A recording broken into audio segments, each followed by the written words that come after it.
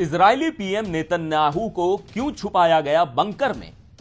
क्या ऑपरेशन की वजह सिर्फ स्वास्थ्य है या कुछ और? युद्ध के बीच नेतन्याहू के स्वास्थ्य पर उठे गंभीर सवाल। चलिए नेतन्याहू के ऑपरेशन से लेकर उनकी सुरक्षा तक की पूरी कहानी समझते हैं। इजराइल में इस वक्त सिर्फ युद्ध ही नहीं बल्कि प्रधानमंत्री बेंजामिन नेतन्याहू की सेहत भी चर्चा का मुद्दा बन चुकी है। एक तरफ गाजा पट्टी से रॉकेट्स का खतरा, तो दूसरी तरफ नेतन्याहू की सफल प्रोस्टेट सर्जरी। लेकिन इन दोनों चीजों का आपस में क्या कनेक्शन है? क्या यह ऑपरेशन सिर्फ एक स्वास्थ्य मसला है या इस युद्धग्रस्त देश के प्रधानमंत्री को लेकर कुछ और गंभीर सवाल खड़े हो रहे हैं? आइए आपको इस पूरी कहानी की हर एक डिटेल में लेकर चलते हैं। नेतन्याहू का ऑपरेशन कोई अचानक फैसला नहीं था। उन्हें प्रोस्टेट एनलार्जमेंट यानी प्रोस्टेट बढ़ने की समस्या थी, जिससे यूरिनरी ट्रैक्ट इंफेक्शन हो गया। प्रोस्टेट बढ़ना एक ऐसी समस्या है जो आमतौर पर पुरुषों में उम्र बढ़ने के साथ होती है। प्रोस्टेट एक छोटा ग्लैंड होता है जो पुरुषों के यूरिनरी सिस्टम का हिस्सा है।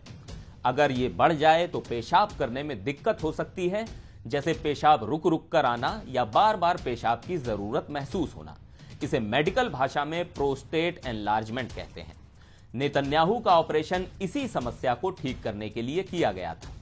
इस सर्जरी के जरिए उनका प्रोस्टेट हटा दिया गया और मेडिकल भाषा में इसे प्रोस्टेक्टॉमी कहते हैं। नेतन्याहू को इस ऑपरेशन के लिए हदस्साह मेडिकल सेंटर ले जाया गया। डॉक्टरों ने बताया कि सर्जरी प्लान के मुताबिक पूरी हुई और कोई कॉम्प्लिकेशन नहीं हुआ। अब सवाल यह उठता है कि ऑपरेशन के बाद नेतन्याहू को अंडरग्राउंड फोर्टिफाइड वार्ड में क्यों शिफ्ट किया गया? यह जगह सामान्य अस्पताल का हिस्सा नहीं है बल्कि बम प्रूफ बंकर है। दरअसल इजराइल इस वक्त जंग के हालात में है। गाजा से रॉकेट हमलों का खतरा है। ऐसे में देश के प्रधानमंत्री को पूरी सुरक्षा दी गई है ताकि कोई भी मिसाइल या रॉकेट हमला उनकी सेहत या सुरक्षा पर असर न डाल सके। डॉक्टर्स के मुताबिक इस ऑपरेशन के बाद मरीज को सामान्य तौर पर 1-2 दिन अस्पताल में रहना पड़ता है और फिर 7 से 10 दिन तक कैथेटर की जरूरत होती है। कैथेटर एक पाइप की तरह होता है जो पेशाब की नली के जरिए शरीर से पेशाब निकालने में मदद करता है। यह तब लगाया जाता है जब कोई खुद से पेशाब नहीं कर पाता, जैसे इस सर्जरी के बाद। पेशाब एक बैग में जमा हो जाता है जिसे डॉक्टर या नर्स खाली कर देते हैं। बहरहाल, चूंकि नेतन्याहू की उम्र 75 साल है और वो पहले भी हेल्थ इश्यूज का सामना कर चुके हैं, इसलिए उनकी रिकवरी में थोड़ा समय लग सकता है।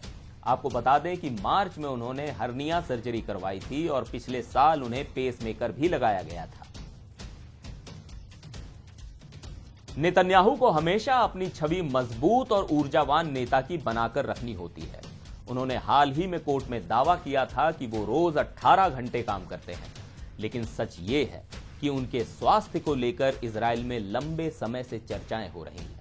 हाल के सालों में उनके डिहाइड्रेशन, हार्ट ब्लॉक और सर्जरीज ने यह सवाल खड़ा कर दिया है कि क्या वो इतने तनावपूर्ण हालात में देश का नेतृत्व कर पाएंगे।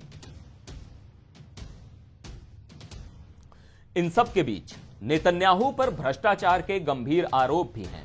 उन पर फ्रॉड, ब्रीच ऑफ ट्रस्ट और ब्राइबरी जैसे मामले चल रहे हैं। हाल ही में उन्होंने कोर्ट में गवाही दी थी कि इन केसों के जरिए उन्हें फंसाने की कोशिश की जा रही है, लेकिन उनके खिलाफ जो सबूत हैं वो किसी राजनैतिक साजिश से ज्यादा गंभीर नजर आते हैं। अब बड़ा सवाल यह है कि नेतन्याहू के ऑपरेशन का इजराइल की राजनीति और जंग पर क्या असर पड़ेगा। ऑपरेशन के दौरान जस्टिस मिनिस्टर यारीव लेविन को कार्यवाहक प्रधानमंत्री बनाया गया था। इससे नेतन्याहू की पकड़ कमजोर पड़ने की संभावना है। साथ ही जंग के दौरान उनके फैसलों पर भी सवाल उठने लगे हैं। क्या नेतन्याहू अब भी इतने सक्षम हैं कि देश की कमान संभाल सकें? तो नेतन्याहू की यह सर्जरी सिर्फ एक स्वास्थ्य मसला नहीं बल्कि इजराइल की राजनीति, सुरक्षा और उनके नेतृत्व पर बड़ा सवाल भी है। क्या उनकी रिकवरी के बाद वो पहले जैसे काम कर पाएंगे या ये इजराइल के राजनीतिक भविष्य में कोई बड़ा मोड़ साबित होगा? ये तो वक्त ही बताएगा। लेकिन इतना तय है कि जंग और भ्रष्टाचार के आरोपों के बीच नेतन्याहू के लिए ये सबसे मुश्किल दौर है। एनडीटीवी इंडिया पर फिलहाल के लिए बस इतना ही। मुझे दीजिए इजाजत। नमस्कार।